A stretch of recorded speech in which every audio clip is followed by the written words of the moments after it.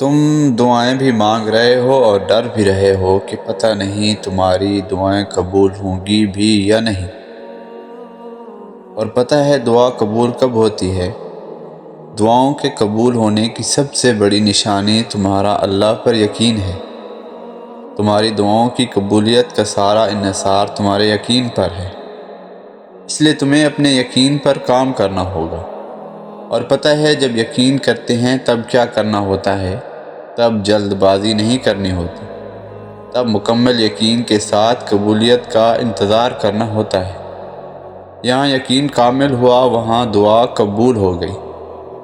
دعا کو قبول ہونے میں سیکنڈ بھی نہیں لگتے اگر یقین کامل ہو، کیونکہ جس سے تم مانگ رہے ہو وہ دنیا کی ہر چیز پر قادر ہے۔ اللہ فرماتا ہے کہ مجھ سے دعا کرو، میں تمہاری دعا قبول کروں گا۔ اور اللہ تعالیٰ قرآن پاک میں فرماتا ہے کہ اللہ کا وعدہ حق ہے، تو جب اللہ وعدہ کر رہا ہے تو پھر تم شک میں کیوں ہو؟ اللہ پر یقین کرنے میں شک ہو رہا ہے؟ جس رب نے پہلے آپ کی مدد کی تھی وہی اب بھی آپ کی مدد کرے گا۔ اللہ پر یقین رکھیں۔ کسی نے آپ کو امید دی جب آپ مایوسی کی انتہا پر تھے؟ صرف اللہ تعالیٰ نے دی نا، جو شروع سے آپ کا خیال رکھتا آ رہا ہے وہی اب بھی آپ کا خیال رکھے گا۔ جب شروع سے اللہ آپ کے ساتھ ہے تو پھر کس بات کی پریشانی آپ کو ستائے جا رہی ہے؟ آپ کو یہاں تک کون لایا؟ اللہ تعالیٰ لایا ہے نا۔ قدم قدم پر آپ کو سنبھالنے والا کون تھا؟ اللہ تعالیٰ۔ کس نے آپ کو زندہ رکھا جب آپ موت کے کنارے پر تھے؟ اللہ تعالیٰ نے۔ جب سب چھوڑ گئے تو کون آپ کے ساتھ ٹھہرا رہا؟ اللہ تعالیٰ۔ یقین رکھیں جہاں کہیں بھی آپ ہیں اللہ آپ کے ساتھ ہے۔ جو عرش تک کو ہلا سکتی ہے وہ دعا ہے، کیونکہ تقدیر کے سامنے ہم بے بس ہیں، لیکن تقدیر لکھنے والا بے بس نہیں۔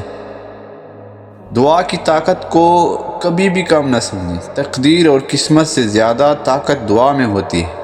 اگر آپ کو لگے کہ کوئی چیز تقدیر میں نہیں لکھی تو پھر بھی آپ کو دعا کرنی چاہیے۔ دعا وہ طاقت رکھتی ہے کہ جو آپ کے نصیب میں نہیں ہے اسے بھی آپ کا کر سکتی ہے۔ آج نہیں تو کل تمہیں تمہاری مانگی ہوئی چیز سے نواز دیا جائے گا انشاءاللہ۔ اور دعا تو تقدیر کو اس وقت بھی بدل سکتی ہے جب وہ فیصلہ کن مرحل میں داخل ہو چکی ہوتی ہے۔ جو دعائیں قبولیت میں وقت لے رہی ہیں وہ تمہارے نصیب میں لکھی جا چکی ہے۔ جب تم پاورفل چیز حاصل کر رہے ہو تمہیں شیطان ضرور بہکائے گا، تمہیں تمہارے یقین سے ہٹانے کی کوشش کرے گا، لیکن تمہیں اللہ پر یقین رکھنا ہوگا۔ یقین جانو اب تمہاری دعا قبول ہونے والی ہے۔ اب اپنے دل کو بتاؤ کہ آزمائش تو ختم ہو جائے گی، مگر اس آزمائش میں جو اس رب تعالیٰ کی محبت ملے گی نا وہ ہمیشہ کے لیے ہے۔ تم پریشان ہو، اللہ کچھ بھی نہیں بھولا، ان قریب وہ تمہارے لیے اتنے بہترین فیصلے کرے گا کہ تمہارا دل خوش ہو جائے گا اور تم راضی ہو جاؤ گے اللہ تعالیٰ کی عطا پر۔ بس اللہ پر یقین رکھو، کیونکہ اللہ تعالیٰ انسان کو اس کے گمان کے مطابق یہ عطا فرماتا ہے۔ انسان کا اگر یہ گمان ہو کہ میری دعا قبول ہو کر رہے گی تو اللہ تعالیٰ غفور الرحیم ہے، وہ انسان کو مایوس نہیں لوٹاتا۔ اگر آپ نے گمان ہی غلط رکھا ہوا ہے کہ میری تو دعا ہی نہیں سنی جاتی تو پھر شیطان آپ کو اور بہکائے گا کہ یار تم اللہ کو چھوڑ کر دوسری راہ اختیار کرو، مطلب بتوں کی طرف لے کے جائے گا۔ اپنے ایمان کو مکمل کریں، اپنے ایمان پر مضبوطی لے کے آئیں، اللہ سے مانگیں، اللہ تعالیٰ سب کچھ عطا کرنے والے ہیں۔ نبی پاک صلی اللہ علیہ وسلم کی حدیث کا مفہوم ہے کہ اگر آپ کی جوتے کا تسمہ بھی ٹوٹ جائے تو اللہ سے مانگیں، اللہ تعالیٰ عطا کرنے والی ذات ہے۔